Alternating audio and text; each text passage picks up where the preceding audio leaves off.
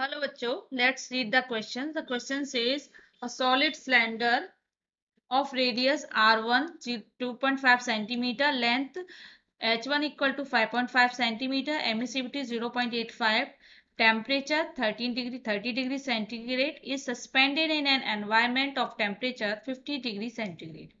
What is the cylinder net thermal radiation transfer rate P1?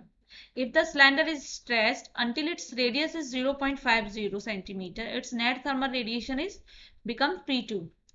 So what is the ratio of P1 ratio P2 divided by P1? तो यहाँ पे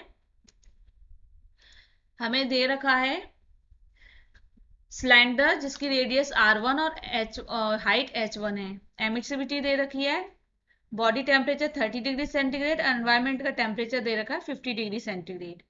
तो यहाँ पे net thermal radiation transfer rate P1 निकालेंगे। उसके बाद दे रखा है कि अगर सिलेंडर को स्ट्रेच करते हैं जब तक कि उसकी जो रेडियस है वो हो जाती है 0.50 सेंटीमीटर, तो इस केस में जो नेट थर्मल रेडिएशन हो जाता है P2। तो इस P2 की वैल्यू फाइंड करेंगे, फिर फाइंड करनी है रेशियो ऑफ P2 और P1। तो पहले हम यहाँ समझ लेते हैं कि कॉन्सेप्ट क्या है। कि कॉन्सेप्ट है यहाँ का Stefan's law.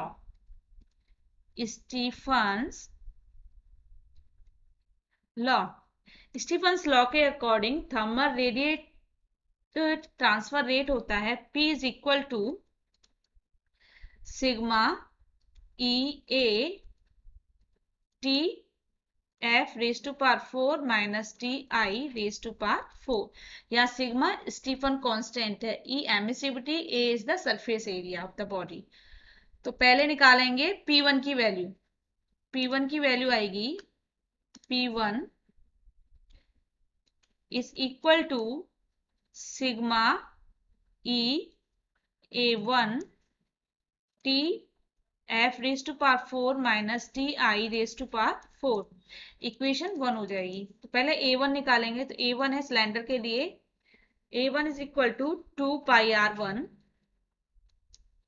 h1 plus r1 equal to 2 pi R1 की वैल्यू है 2.5 सेंटीमीटर, मीटर में होगी 0.025 मीटर, मल्टीप्लाई H1 की वैल्यू है 5.5 सेंटीमीटर, मीटर में होगी 0.055 मीटर प्लस 0.025 मीटर। सॉल्व करेंगे।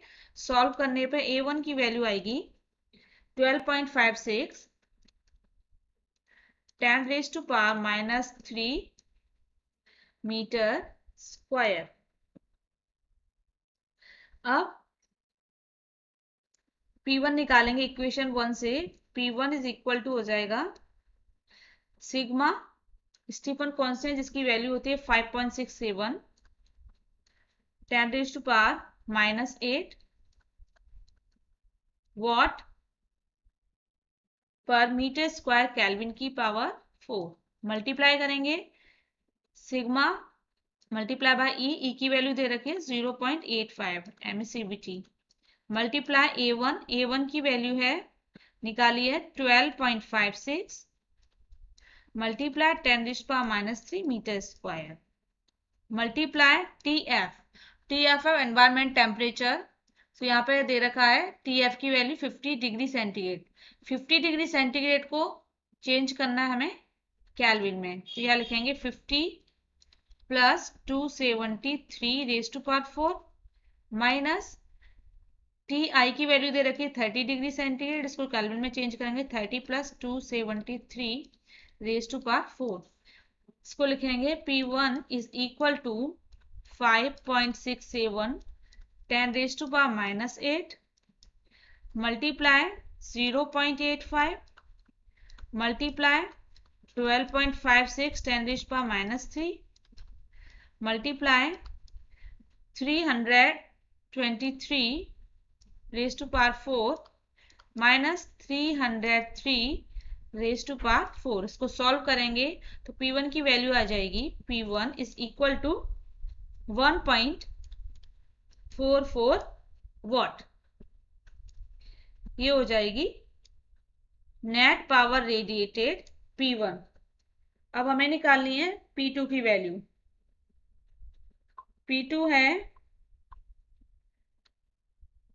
P2 इज इक्वल टू होगा sigma E A2 T F raise to power 4 minus T I raise to power 4, equation ले लेंगे इसको 2। तो इसके लिए पहले हमें निकालना है एरिया A2। तो A2 निकालने के लिए इसकी रेडियस क्या होगी, R की वैल्यू निकल के आएगी R1 plus R2। R1 plus R2 की वैल्यू फाइंड करेंगे, इसकी वैल्यू आएगी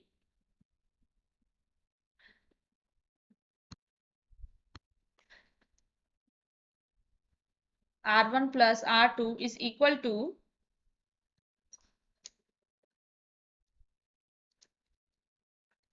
plus R2 is equal to 2.5 plus 0.5 equal to 3 centimetre equal to 0.03 metre. अब निकालना है एरिया A2 की वैल्यू। तो A2 की वैल्यू होगी 2 pi R H plus H1 plus R। A2 equal to हो जाएगा A2 is equal to 2 pi R की वैल्यू 0.03 मल्टीप्लाई H1 है 0.055 प्लस 0.03 इक्वल टू हो जाएगा 16.0 multiply 10 raise to power minus 3 metre. अब इक्वेशन 2 से फ्रॉम इक्वेशन 2 P2 की value आ जाएगी from equation 2 P2 is equal to 5.67 multiply 10 raise to power minus 8 watt metre square per kelvin raise to power 4 multiply 0.85 multiply 16.0 10 raise to power 3 multiply temperature 323 raise to power 4 minus 303 raise to power 4। इसको solve करेंगे P2 की value आ जाएगी P2 is equal to 1.83 watt. यह net thermal radiated is 1.83 watt. अब हमें यहां निकालना है P2 divide by P1, ratio of P2 divide by P1। उसकी वैल्यू आएगी द रेशियो